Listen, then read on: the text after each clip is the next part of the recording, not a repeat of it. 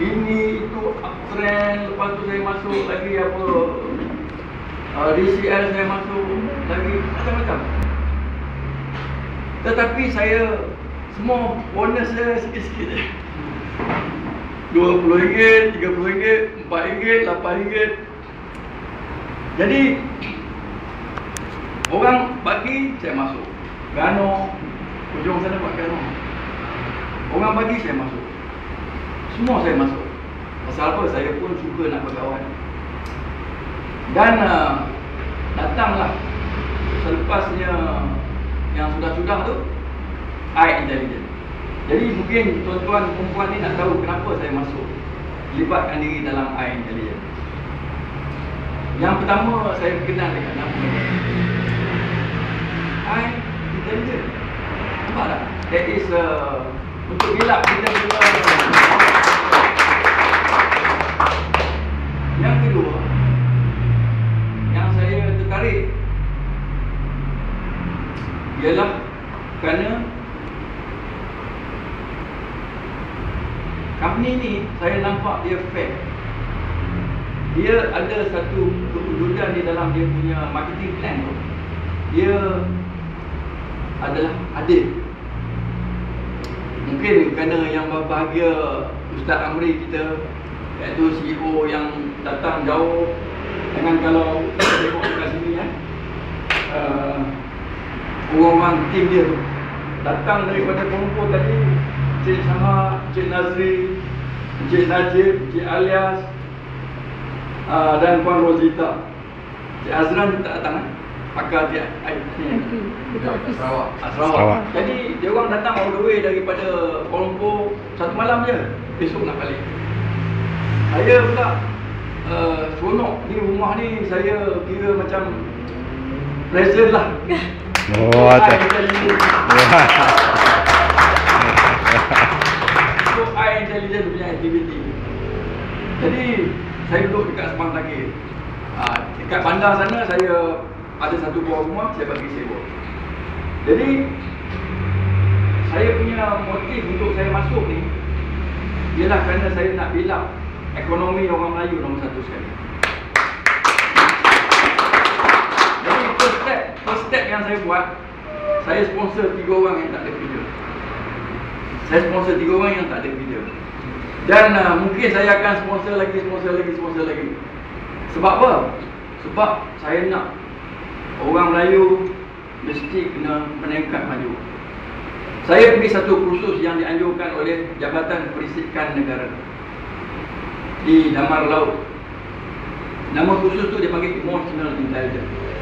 Dalam kehidupan kita kena prepare untuk kita punya masa depan minimum 10 tahun ke hadapan. Kita kena fikir, kalau hari ni umur kita 20 tahun, kita kena sebut yang hari ni umur saya dah 30 tahun. Dan masa umur 30 tahun tu apa perkara yang kita nak, kita mesti sebut apa yang kita nak. Tapi saya terlambat dapat kursus tu dalam usia 47 tahun. Jadi saya sebut benda yang saya nak dalam masa 10 tahun. Ada 3 perkara penting yang saya nak. Nak tahu tak? Nak. Okey, yang pertama, saya nak jadi seorang jutawan. Saya ada masa lagi 3 tahun saja untuk saya jadi jutawan. Sebab sekarang ni benda tu dah berlalu selama 7 tahun dah. Pasal tu umur saya 47. Jadi saya cuma ada lagi 3 tahun untuk saya sampai kepada 57. Yang kedua, saya nak bina satu penempatan anak-anak terbiar yang dinamakan penempatan anak-anak terbiar Al-Jannah. Jadi saya dah beli tanah dah dekat Stadium Sultan Mizan. Dah ada dah tanah. Mana nak cari duit? Sebab saya nak jadi jutawan, mesti saya ada duit lah.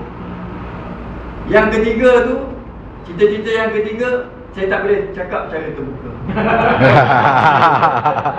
Sebab benda tu rahsia. Tapi kalau nak tahu, datang jumpa saya beritahu.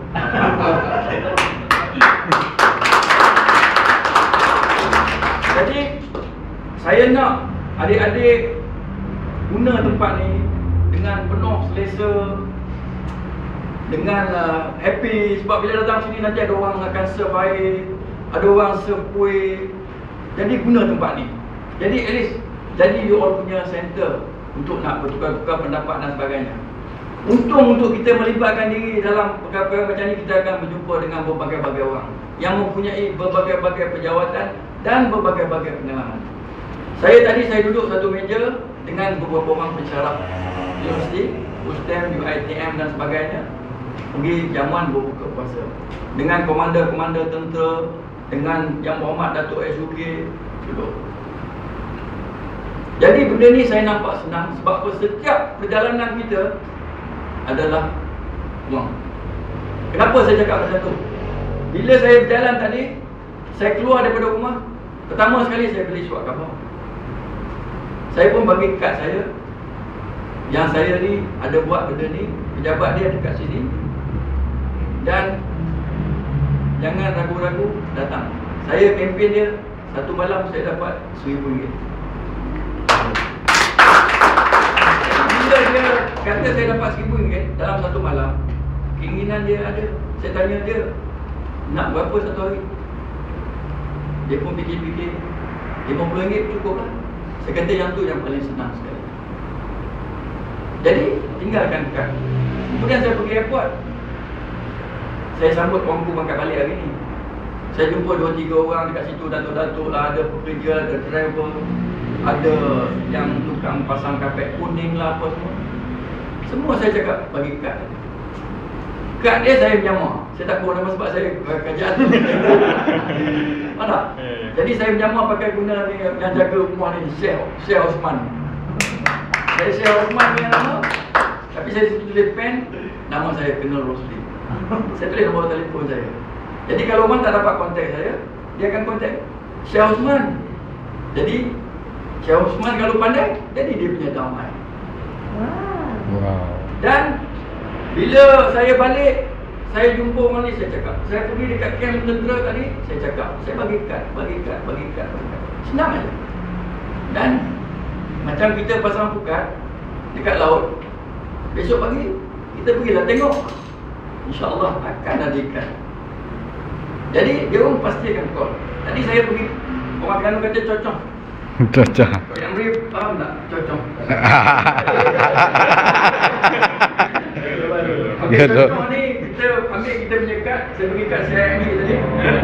Saya cocok tu nak bukan nak ambil duit, nak masuk duit kat Cik Amri RM5,000. Jadi saya masuk duit RM5,000 tadi. Sebab apa? Dapat duit daripada sini, masuk sana. Jadi masa saya nak masuk tu, mesti ada orang beratur kan. Kiri kanan saya duduk dalam kepala saya, macam mana saya nak keluar sini orang. Nampak tak? Ya. Jadi saya kad yang Syekh Osman tu dah ada dalam poket saya.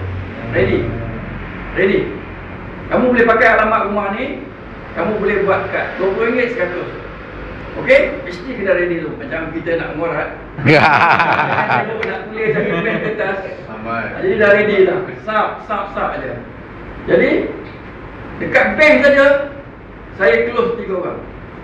Wow.